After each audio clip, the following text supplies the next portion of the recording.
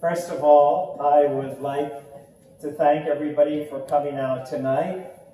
And I am grateful for the audience that we have. And I am here to talk about my candidacy. My name is Victor Odlivak. I am running for EWEB Commissioner at Large, representing the entire city. I am running because I am the only candidate against the smart meter AMI madness. The other two candidates are totally for this. They do not realize what a huge waste of money it is, how complicated it makes things, how many people it puts out of work. That is why I'm running. All I am trying to do is to get EWEB in Eugene to be as smart as Springfield, the Springfield Utility Board, otherwise known as the sub. 5 years ago, it was 2013, and Jeff Nelson took a look at the whole smart meter AMI thing, and he is the manager of the sub, the equivalent of Frank Lawson here for EWEB, and he decided that this is too complicated. We're going to fire all these people. We have to get the antennas, the software, the data management. I'm not going to do it. 5 years later, on March 15th, 2018, I called him on the telephone. I had a 45-minute conversation with him. And then I went back and forth over the next 24 hours sending emails to make sure I didn't misquote him in any way. And he basically said the same thing. We're going to hold off on AMI. We're not going to do it. Somebody came in the back. Yes, sir. And so if we have a budget of $300 million in EWEB, we have a lot more money than Springfield. Springfield cannot afford to be wasteful with its money. We need to follow Springfield. We need to do what they do. Also, two other things about Springfield. Their electricity rates are 40% lower than ours. So our connection fee is $20.50. The connection fee in Springfield is $12.60. Our rate for electricity is 9 cents a kilowatt hour. The rate for electricity in Springfield is 5.42 cents per kilowatt hour. Also in Springfield, you buy solar or you sell it back, you get paid the same price. So ratepayer generators in Springfield, when there's an excess of power, it is bought from the sub for 5.42 cents. And anybody who buys electricity, they pay 5.42 cents. It's equal. What happens in Eugene? You buy the electricity at 9 cents. Then when you have excess, which you sell back, you can only sell it back at 3 cents. That is 1/3 the rate. That is robbery. So again, why can't we do what Springfield is doing? Also, with one hand, EWEB is claiming they want to be green. But last August, they put into motion so that they could sell the Harvest and Foot wind farm. So how can you be green on one side and at the same time be selling the wind farm? But they are keeping their share in the Seneca biomass plant, which is very polluting. So that doesn't make sense. We need to get out of that contract. In fact, on February 17th, 2017, Frank Lawson was asked about this, And they said in the City Club at a lunch at a meeting, is Seneca economically viable? And Frank Lawson said, no, it's not. We are selling power for less money than we pay for it. Then we definitely need to get out of it. Now, there may be a penalty for this. Maybe it's 5, maybe it's 10, maybe it's 20 million. But we have to get out of it. And I think if we say to Seneca, hey, look, this is really hurting the city of Eugene. I mean, they don't want to be mean. If we say, hey, tell us what the penalty is, we'll get out of the contract. You mean we're buying power, not selling it, or did I hear wrong? That we're buying it for less than we... I think that's right. We are... Our contract, when we buy the power from the Seneca biomass plant, and then we sell it, you know... For less than... We sell it, right. We sell it for less than we buy it for. It's a loss. I don't know what the exact, figures are, but Frank Lawson said a year ago it was a loss. We are selling the Seneca power generated for less money than we pay for it. And I referenced this video on my website. I also referenced the video on my website, that same one, February 17th, 2017, at the City Club. And Frank Lawson says he is for the principles of EWEB, of safety, affordability, reliability. Well, smart meters AMI, they're not safe, they're not affordable, they're not reliable. The smart meters last between 2 and 15 years. The analog meters last from 40 to 60 years. They're certainly not safe. We have all those explosions, or they burst into flames, but we fix that by making it so that if they get too hot, there's a heat sensor in there, and now your power goes off. So, I mean, that is really not a good fix for the problem.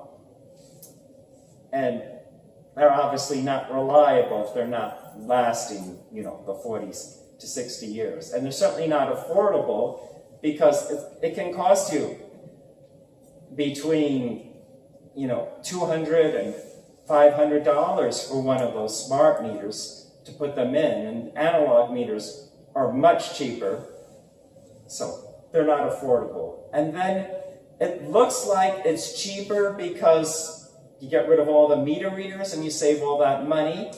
But what about the cost of the time of use billing? What about the cost of the programmers for the time of use billing?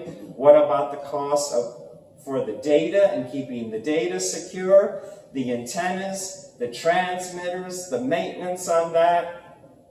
It's a very complicated thing. Springfield, again, decided it's a lot cheaper to keep those meter readers working than going through all the complications of smart meters. Also in this video from February 17th, 2017, Frank Lawson says, we don't want to make things complicated.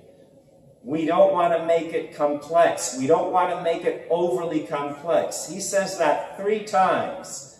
Well, the smart meters, the AMI, it's making it complicated. We're asking him to follow his own principles. Also on February 17th, 2017, he said, we are standing by the opt-out policy, automatic opt-out. But he switched that a year later on February 6, 2018 to automatic opt-in, and you have to call to opt-out. But even look at the definition of opt-out. The definition of opt-out from EWEB is now they remove your analog meter, they put in a smart meter or a digital meter, they go with a remote control, and it's set to opt-out. So that is not really opt-out. Are there any questions? This is basically the gist of what I'm running. Yes. Joaquin. Should we come up there? Yes, please come up.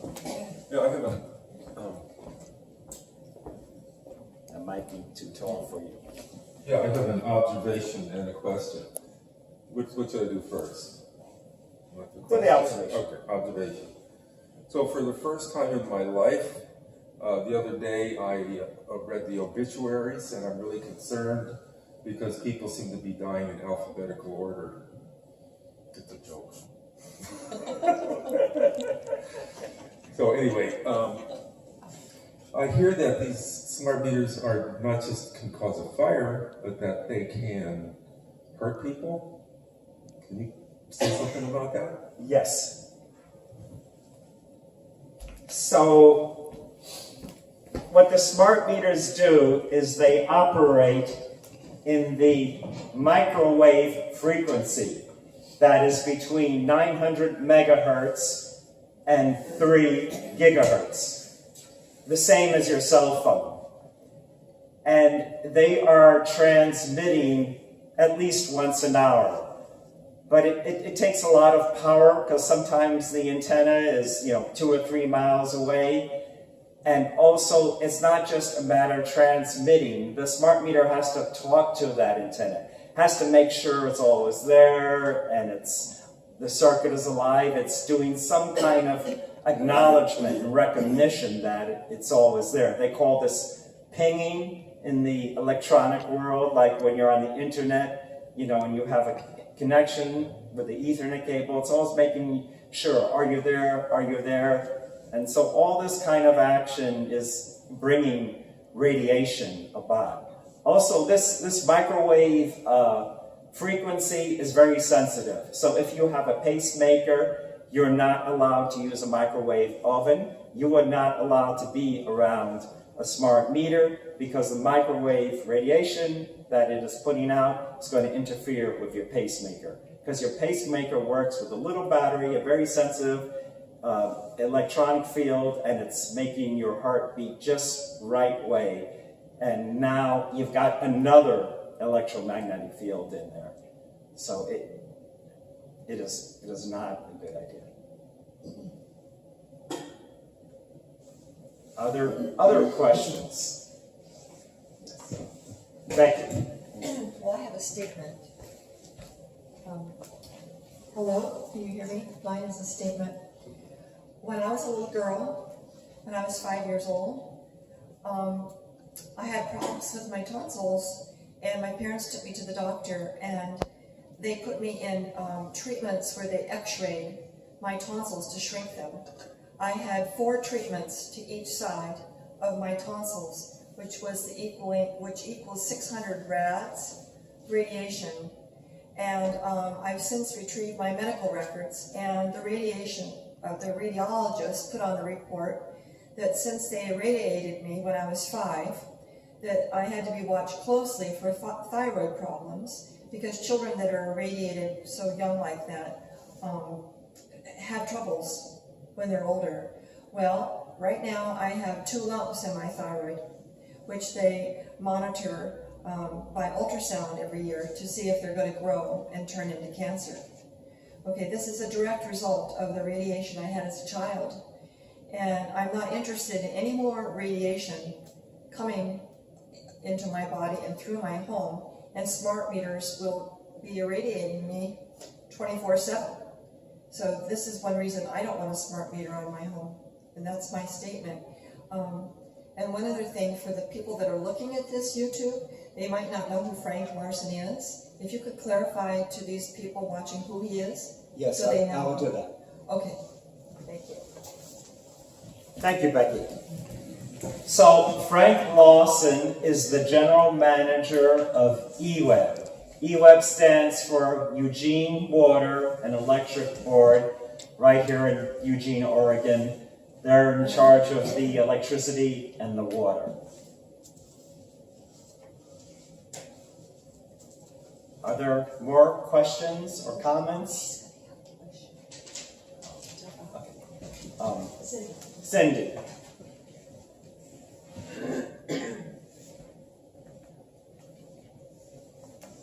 I would like to thank Victor for addressing this very, very serious issue.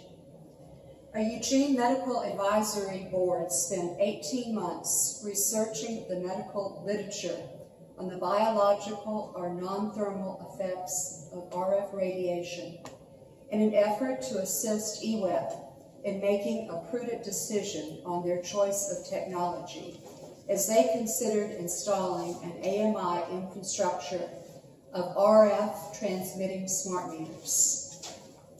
An 84-page written report and several additional graphs summarizing this research was presented to the board in 2013.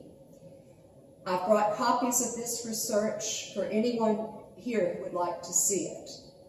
The 2-hour PowerPoint presentation of this research can be watched on the internet. It's under Dr. Paul Dart, Smart Meter Health Hazards.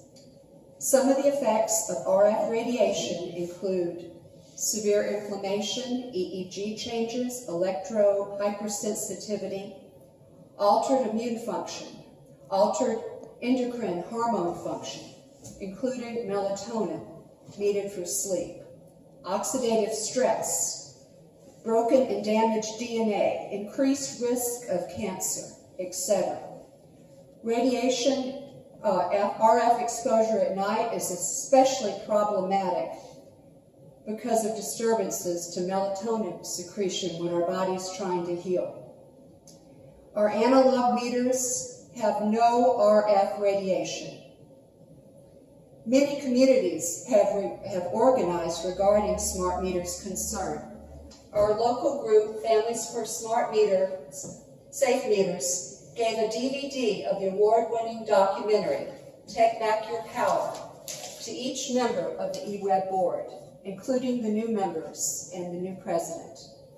In the documentary, the former Prime Minister of British Columbia, the state attorney generals of Illinois, Massachusetts, General David Petraeus, the former director of the CIA, doctors, judges, and many others review their concerns regarding these smart meters, concerns regarding health, infrastructure, and operating cost.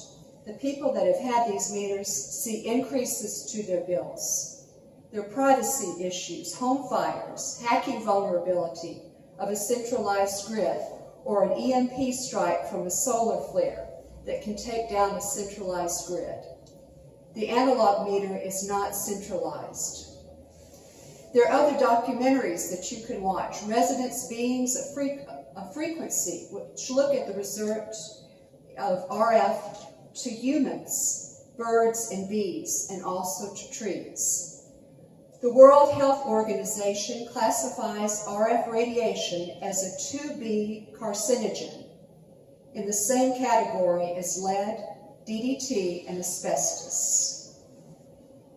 Recent lawsuits have been filed in several states: Hawaii, Illinois, Alabama, Florida, California, Arizona, Washington.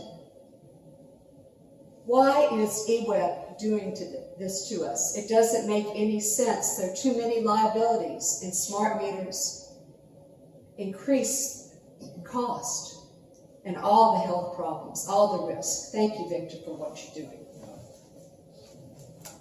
Well, I want to thank you, Cindy, so much for what you just said and all that you've done. And all this has been so well documented, and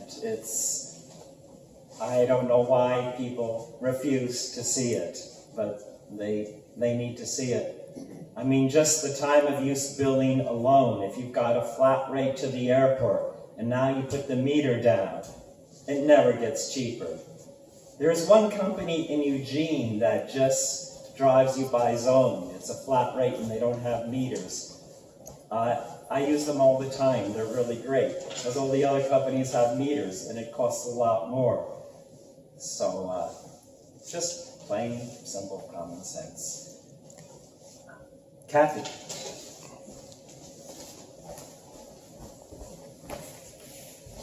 I want to thank you, Victor.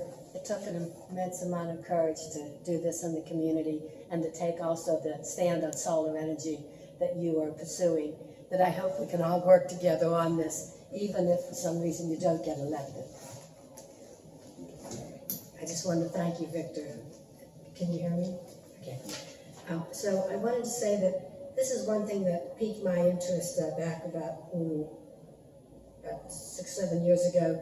This statement on EWEB's website, should I be concerned about radio frequency issues?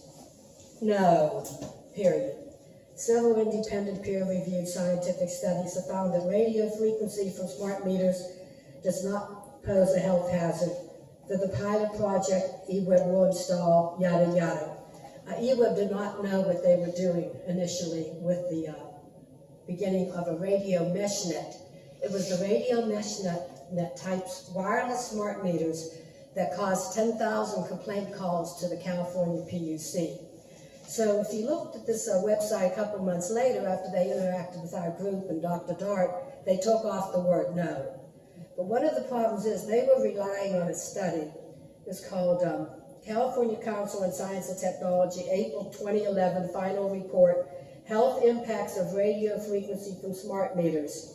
In my communication with Magda Havas in Canada, who's probably the #1 woman in North and South America who knows about radio frequency microwave issues, she had written to me, there's too many microwaves already in North America.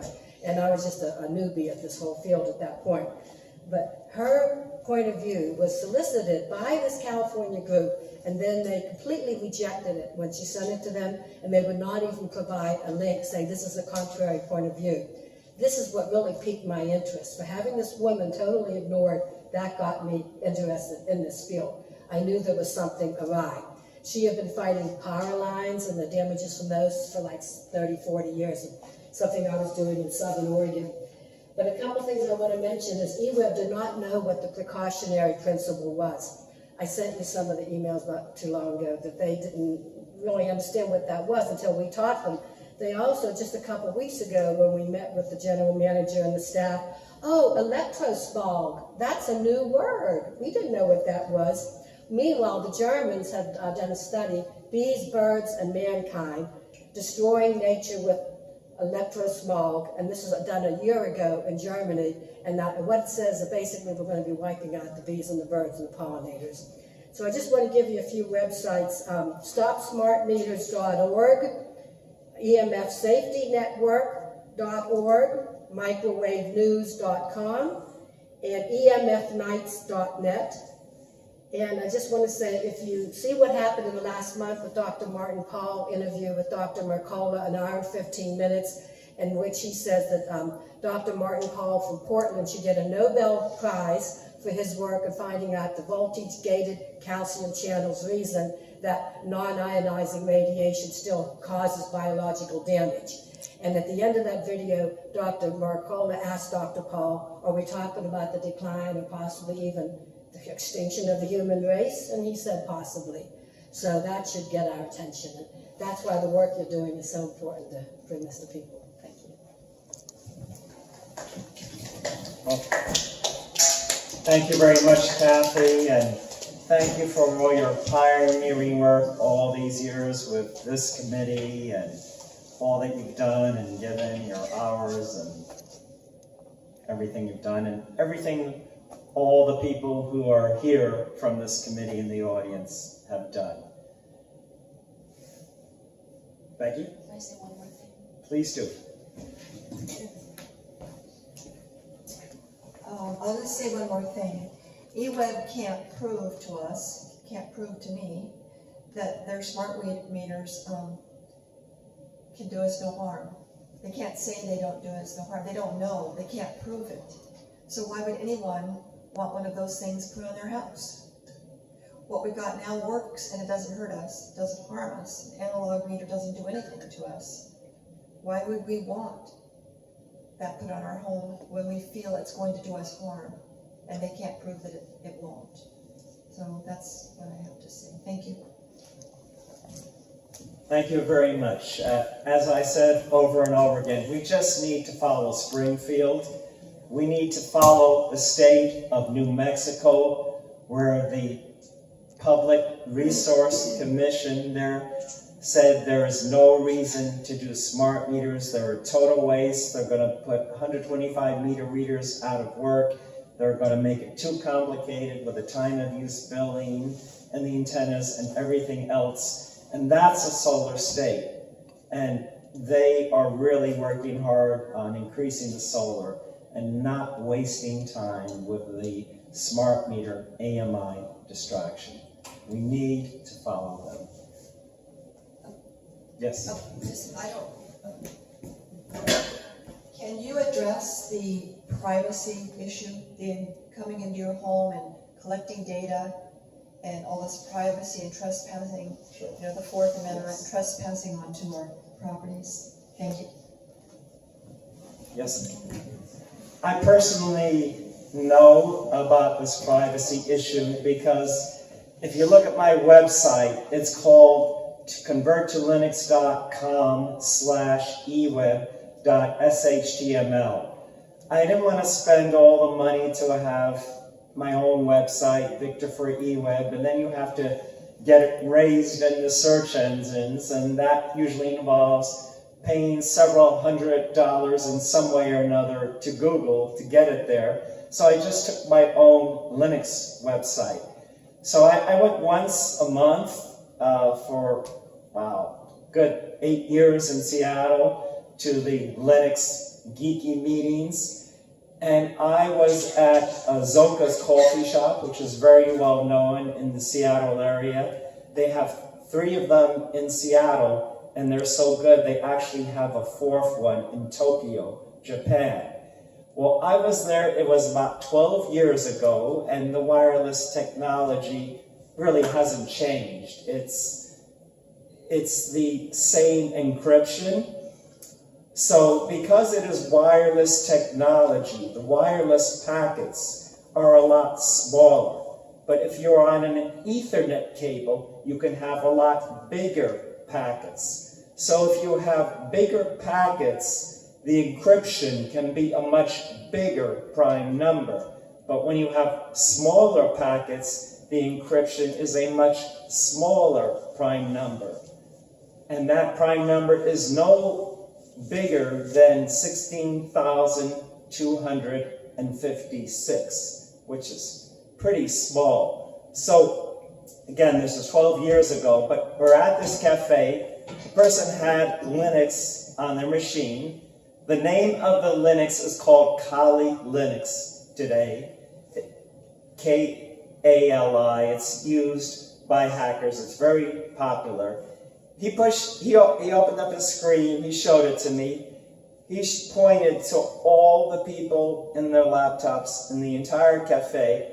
He said, "Who do you want to see?" And he just clicked on it, and I could see their keystrokes. And then he turned that off, and he clicked on the other one's keystrokes. So that is the real danger. It is so easy to hack wireless. There is no bank in the world that does your teller transactions wireless. They are all hooked up to Ethernet cables. Because if there was, you could walk in there and just, get so much information. So we need to do what the banks do. And this problem also is evident here in Eugene. It's part of the same animal. Just 2 weeks ago, I was looking at the parking meter, and I said, "My God, that looks just like a smart meter." Well, you know what it's called? It's called a smart parking meter. And just in the last year, in a 12-block radius downtown, they put it in. So I called up the head of the parking meters in Eugene, the technology. I said, "Do you know how easy this is to hack wireless?" Somebody could be there getting everybody's credit card when they put it in the meter to pay. It is so easy to do. I could get any senior student in computer science to write the little program to pretend that they're the host and then relay that information to the antenna. And it is so easy to do, and we are making ourselves so vulnerable. So the same way we're making ourselves so vulnerable with those wireless parking meters, we're making ourselves so vulnerable with the wireless smart meters. And not only that could you get people's information, but you can make somebody else pay like half your bill or 90% of your bill, and you're only paying 10%. So if you go back 40, 50 years, the hippie days, maybe some of you people remember people were setting up free housing. I had a friend on Staten Island who kind of lived in that. It was a dilapidated house that they fixed up, and they got the electricity in there. They physically took the electric cable and they would splice it, and so they would have like a tiny bit go through the meter and 80, 90% go into the house. So you can do the same thing now wireless a lot easier, and you don't have to get your hands dirty, and there's no danger of being electrocuted. So yeah, this is like really well known. This is really insecure. Let's find the bank that's doing it, and then we can do it, but otherwise we shouldn't touch it. Kathy?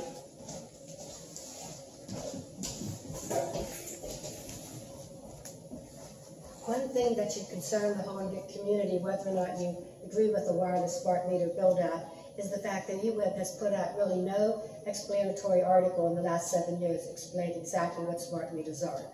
The wireless smart meters are like, there's about 5 or 6 different kinds. There's the natural gas, there's the ones that go over power lines, there's the ones they can read from the car in the street. But the big thing to remember is they had already put in about 10,000 meters that were not exactly the wireless type that we're talking about now.